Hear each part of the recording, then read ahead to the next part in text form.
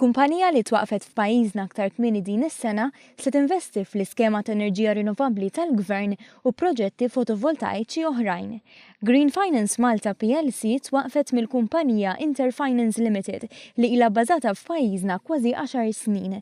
Il-kap eżekuttiv ta' Green Finance, Jurgen Fajti, li ġie għajx f'pajjiżna 4 snin ilu, innota l-progress li sar f'Malta fl-aħħar snin u qal li issa huwa żmien opportun biex il-kumpanija tikber u timraħ f'dan is-settur. We are investing more and more here in the island. The environment is perfect, the economy is stable, the political system is stable, and for investors it's great. We love it here and we hope to be much longer here. Green Finance qed timira li jkollha bejn 10 u 15% sem fis-suq tal-enerġija li tiġġedded f'pajjiżna. Il-Ministru Joe Mizzi jinnota li tali skemi jagħtu iżjed opportunitajiet lil dawk li jixtiequ jinvestu fil-pannelli u issa li hemm is-sem ta' kumpanija privata iżjed nies se jkollhom ċans għal tariffi irħas tad-dawl.